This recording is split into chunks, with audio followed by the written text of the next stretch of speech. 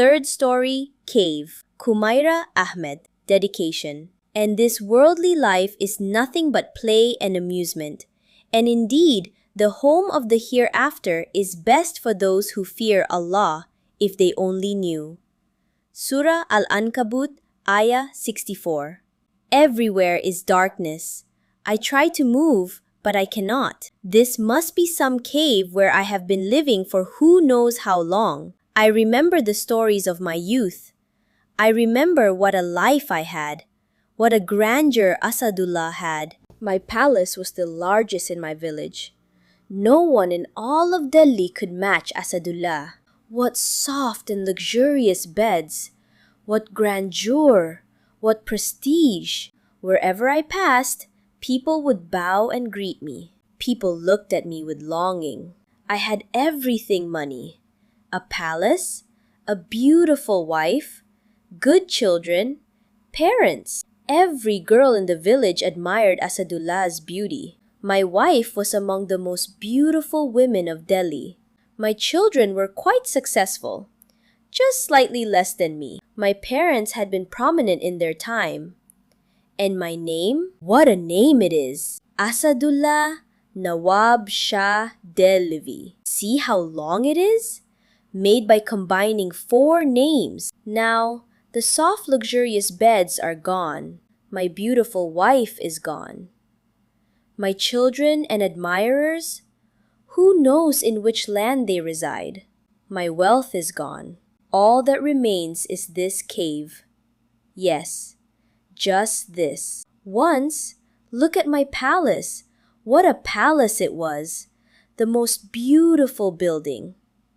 Now only this cave remains, my only possession. This dark cave, the stones, the ground, once very appealing, now no longer. Perhaps it's just habit.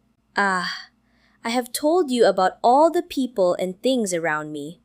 But one remains, myself. What kind of person was I? I was really good Muslim. On Eid, I prayed. Both Eid al-Fitr and Eid al-Adha. Sometimes I was among the people. If they mentioned prayer, I would pray. During Ramadan, I would fast 10 days. The remaining 20 I could not due to weakness. I had perhaps opened the Quran for the last time at age 10. Cigarettes and alcohol consumption is forbidden. Well, that is the way of the nobility. Music was essential to sleep. It was a habit. I remember the indulgence and luxury. What a time it was! I used to admire the beauties around me.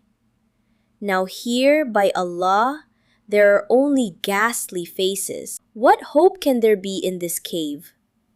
Except for darkness and insects biting me, there is nothing. By Allah, even death does not come. Sometimes I scream, calling out to Allah, "Take me out of this cave!" But it seems Allah has turned away from me. I pause in despair, then think that Allah listens to everyone. He will listen to me too. I call again, yet no effect. This darkness is driving me mad. This small cave, sometimes I get angry and scream, "Oh cave, let me go! My family is waiting for me." From afar, a voice replies, "Asadullah, be silent. Your family has forgotten you." Ah, no! How could my family forget me? Then another voice comes, "Asadullah, your son is married. He never thought of you." A lie! How could my son marry while I am trapped in this cave? Sometimes, people pass near the cave, talking and laughing, ignoring it. I cannot see them because the cave is dark and closed, but I hear their voices. I call to them, but they ignore me and move on, laughing. Why does Allah not hear me? I have fed the poor, yet why has this cave become my share? Why? For what? Someone must hear and take me out. At night, the cave stones and insects do not let me rest. Ah, no relief from this cave, Only death would bring freedom. But even death seems stubborn, it does not come. This grave has not even been cleaned. One man in a white shirt and shalwar said to another, "Yes, look, it is covered in plants. Hopefully, no one has been placed here." The other replied, moving toward the grave. He read the inscription, Asadullah Nawab Shah Delhi. Date of birth, April 19th, 1908. Date of death, January 20th, 1970. Looking at the grave, one said to the other, "Even though he passed only 20 years ago, maybe no one visits his grave." The other looked at Asadullah's grave. "Brother, people remember the dead only for a few years. Afterwards, it is only between Allah and His servant. We must be ready for our day, just as I must be." The second man smiled, tears in his eyes.